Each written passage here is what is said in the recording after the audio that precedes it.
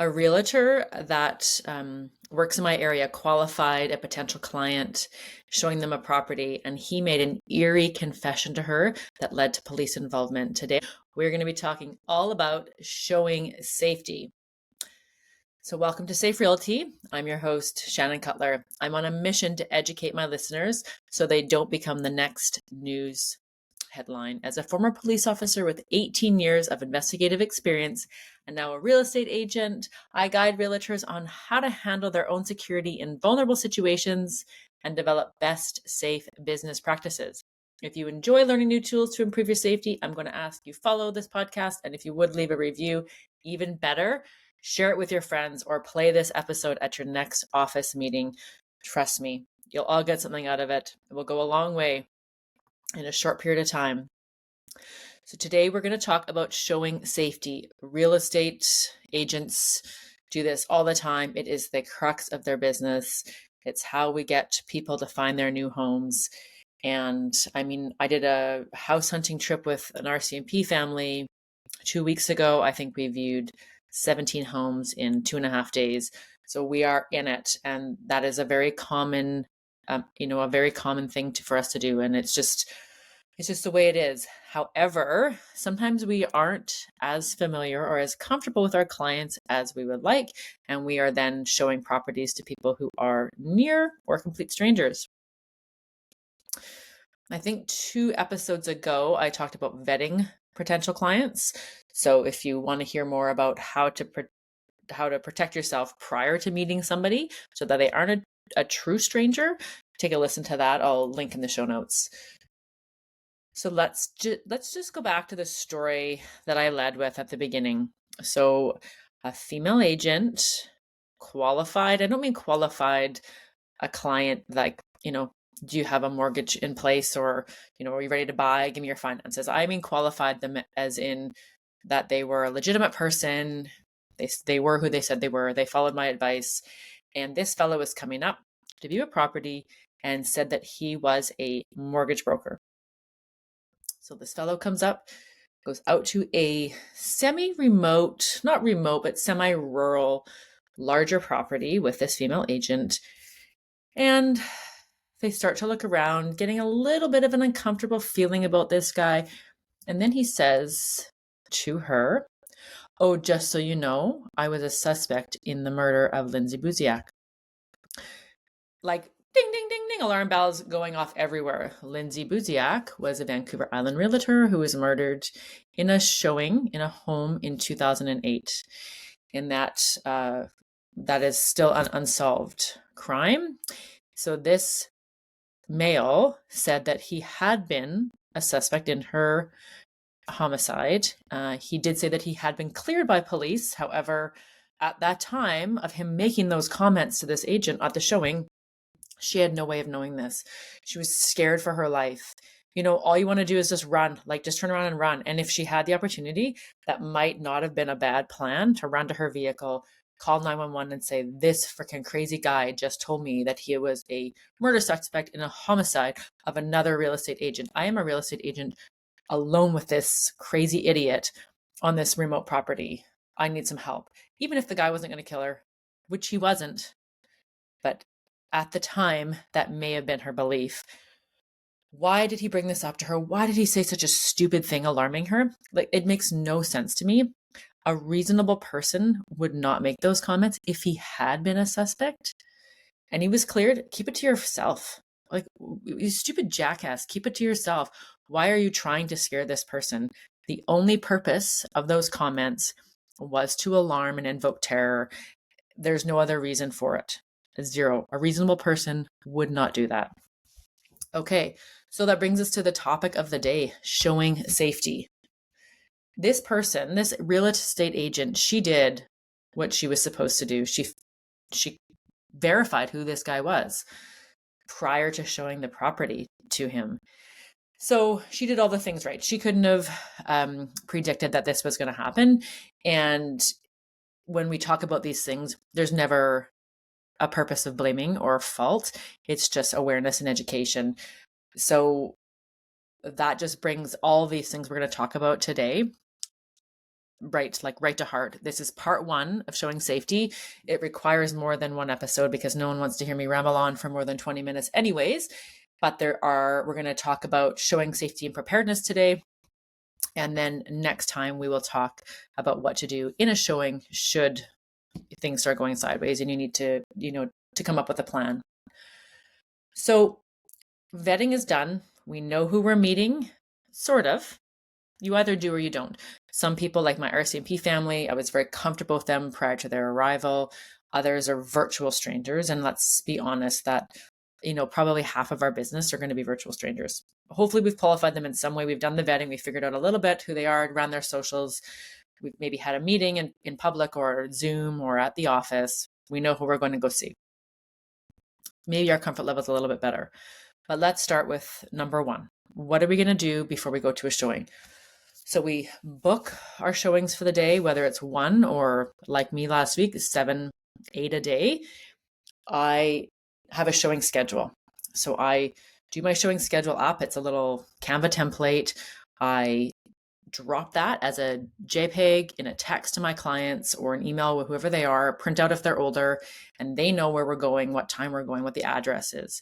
I also take that little template and I send it to my husband, or it could be another agent that I'm working with, depending. Right now, we're a small office, so we don't have that many people to go around. So my husband, he gets to do it. Lucky him. Make the showing schedule. Let somebody know where you're going. If there's a new agent in your office, there's nothing wrong with saying, hey, do you want to join me on this? Do you want to join me on showings today? Get them comfortable with the process, with talking to clients, with what's going on. So we've got our buddy, or we've told someone where we're going for the day. Even your admin staff or another agent, even if they're not joining you, let them know where you're going to go and maybe say, okay, I'm going to check in with you at noon. We'll have viewed 3 showings, 3 properties by then. I'll check in with you at noon. If you don't hear from me, give me a call. If I don't answer, probably something's wrong. You can drop a pin when you get somewhere. Maybe it's a weird location. It's hard to describe, or you're just going to one showing. Say, hey, I'm going to drop you a pin when I get there. And that's a really good way for people to know. Lots of people use this Life 360 app as a family, sort of as a location sharing app. And that's really great to do. Depending on the service in your area, it may or may not be effective, but there's nothing wrong with that. Life 360 could be something you use in your office with your admin or, somebody in your family that wants to know where you're going to be showing that day. Those types of things are really great.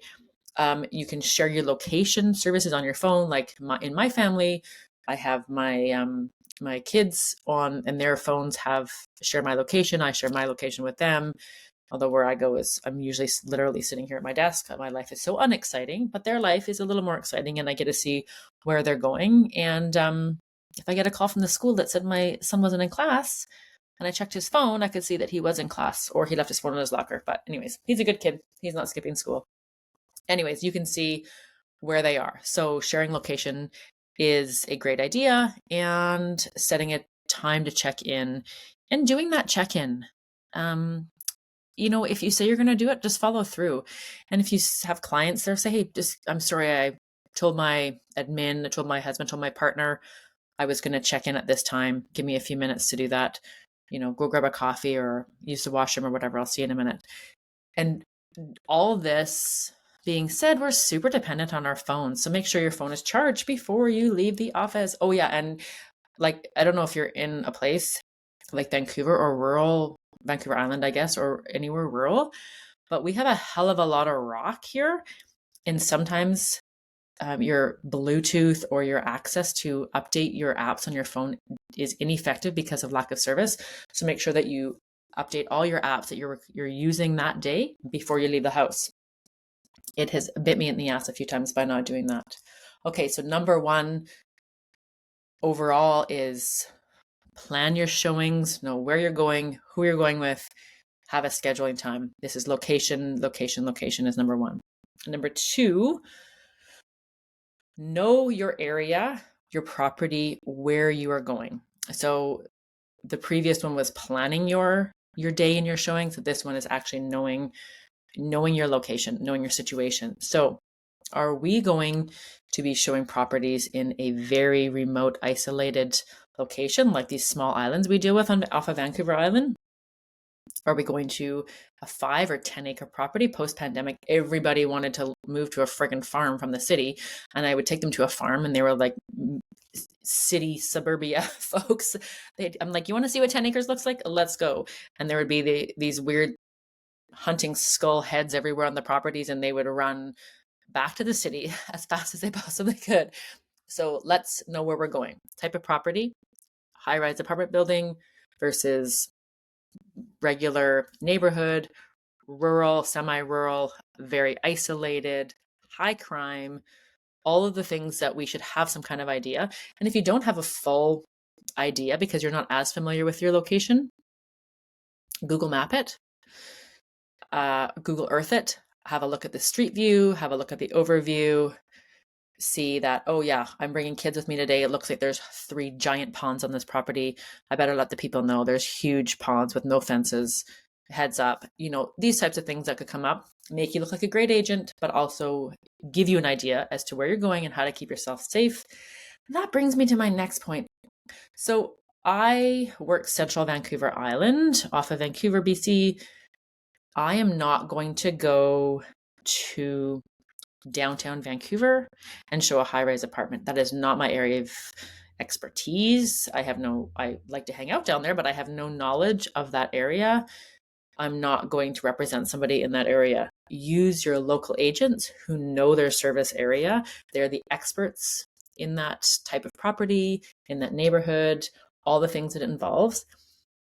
Where you're familiar, that's where you should work. And, there's enough business to go around. So share it. Everybody, agents, share the business. It will come back to you. Another funny one is preparing for your showing. You arrive early so you can have a little look around and see what you're getting yourself into. I literally pulled up to one of these 10-acre properties one day. This same family, they wanted this 10-acre piece of land, and they ended up buying in suburbia, thank goodness, because it was just not the right place for them. I drove up this 1 kilometer long driveway, and periodically up this driveway, there were troll statues holding firearms, and each one had a message more ominous than the next. One was,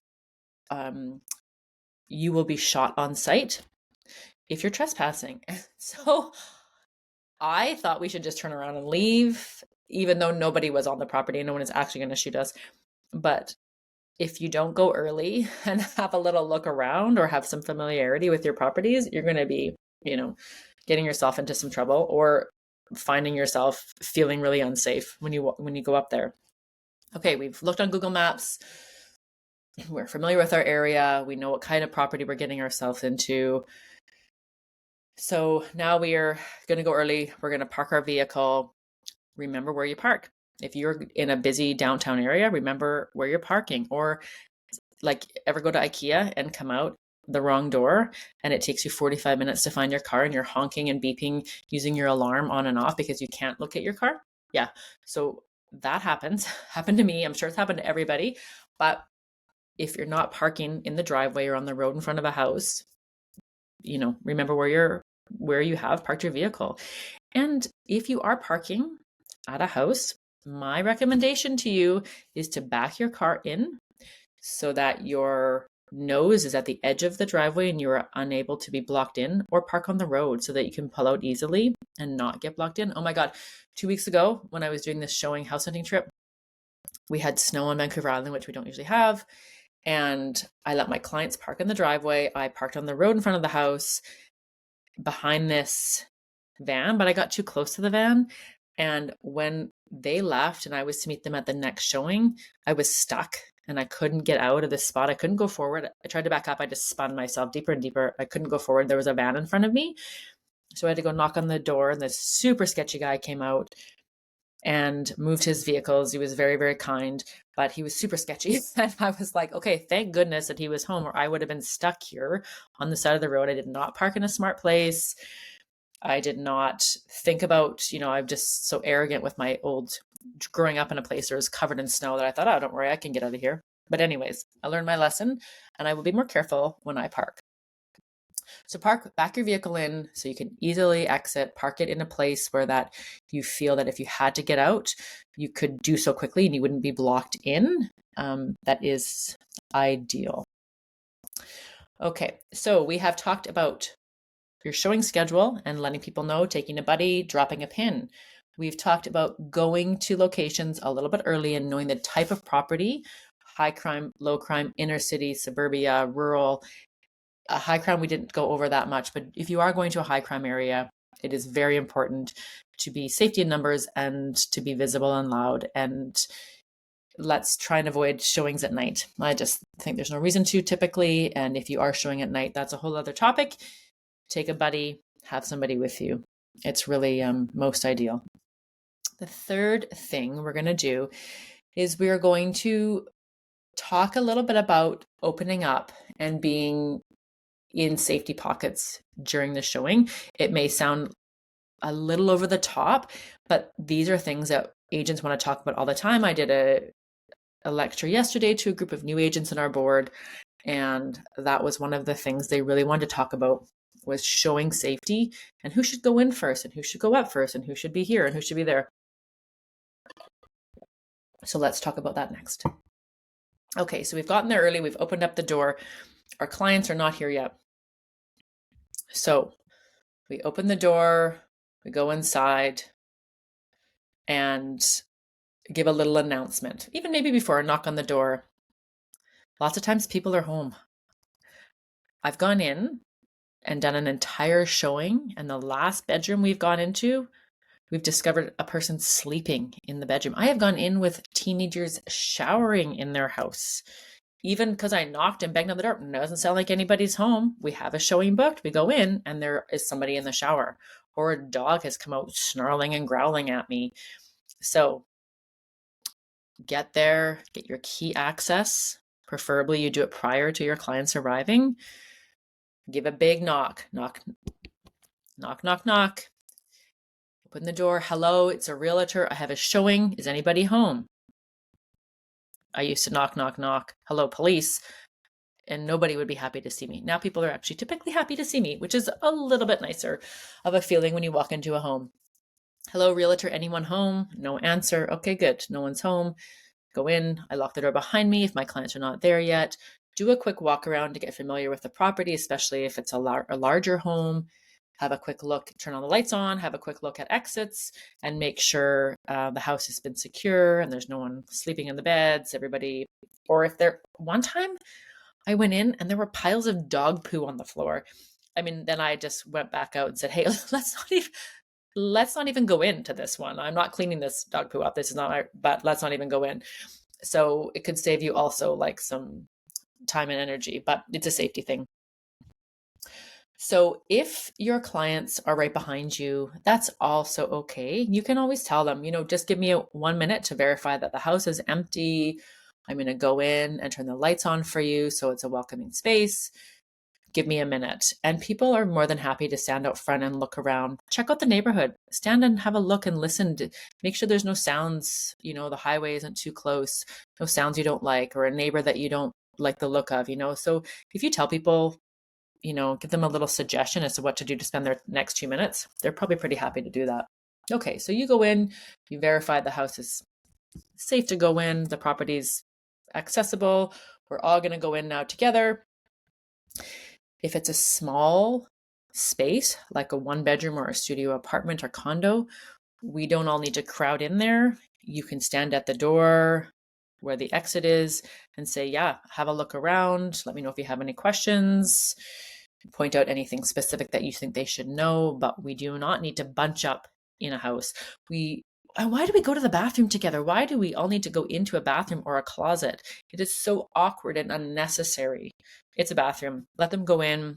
When they leave, if you feel you need to look under the sink to make sure that the plumbing there's no leaks or anything, you can do that. Or you can do it after when they've left, you lock up, you go back and have a little look. But we do not need to be crowding ourselves in tight spaces. There's absolutely no reason for it. So They go in, they have a look around. If it's a bigger property, we let them go first, wander through this room. You can stay back. And no need to crowd. People don't want to be crowded anyways. Stay where you feel comfortable.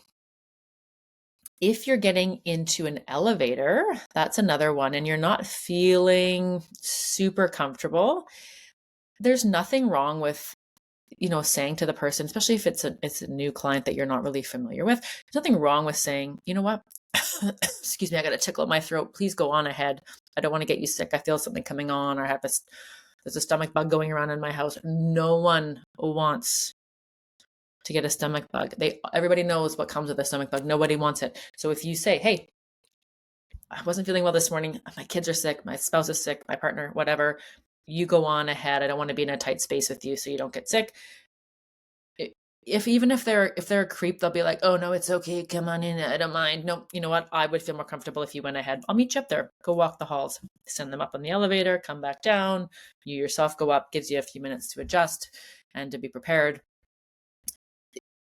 Go on, you go up, and then you continue your showing. And if you still don't feel comfortable, you don't have to continue with the showing as well, but then at least you'd have a bit of time to think about it on the way up. Same with stairs. You guys go on ahead. I'll be right behind you. You can always say, if you're feeling like the elevator is not somewhere you want to be with somebody, it's a tight space, or stairs, or something is coming up for you, you can always say, you know what, I have an emergency call to make. I'm so sorry. Continue with the showing. I'll be right behind you, or walk the halls, or check out the backyard. I'll be right there. Gives you a bit of time. When we are prepared and familiar, we can be calmer. When we are calmer, we have the ability to make better decisions. We have the ability to focus on the right things, the things that are important. So any of these suggestions I make are only best practices for you to employ, or suggestions for you to take that will help you feel safer and calmer and stronger going into a showing or to a meeting with a client. And that's what the whole thing is about. That's all we want to do, is just establish these best practices.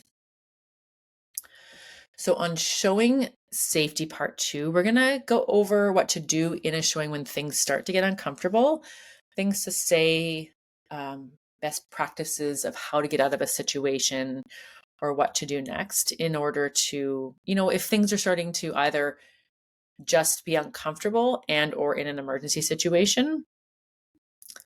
Open house safety is similar to showing safety, but we're going to add a few extras on an open house safety episode. We're going to give it its own episode because there are a few things that have come up that I really think are specific to that type of situation. So we'll talk about that on another episode. So before we do a quick recap of today's episode, I would like to ask you, if you have a story or a tip to share, please reach out to me via social media or email. All the links are below in the show notes. Your experience could help someone else, and it might even be featured on an upcoming episode. I'd love to connect with you. Leave a rating and review so that others can find me just like you have, and learn ways to keep themselves safer. If you learn anything in today's episodes, please recommend and send this show to a friend. Play this at your next office meeting. Share, share, share. So today we talked about showing safety part 1, and talked about a couple situations in which we've encountered some risky or uncomfortable people present in a home, and a couple ways we can avoid that. So let's, number 1, get our showing schedule together and let people know where we're going and who we're going to be with. Number 2, be prepared for your location, know where you're going, the type of property, and the possible risks that may come up as a result of that. We talked a little bit about parking your car and being able to leave quickly should you feel the need to do it. And number 3, we talked about actually accessing the property and entering in, giving people space, where to position yourself, and how to give yourself a little time should you need to, like by saying, I'm not feeling well, you go on ahead, or I'll wait till your emergency has come up. I need to make a quick call. I'm so sorry. Anytime that we have the ability to give ourselves a little space, a little time to calm down and to assess the situation, it's going to go a long way in how we take the next steps. Have a wonderful day, and I'll talk to you next time. Be safe, everyone.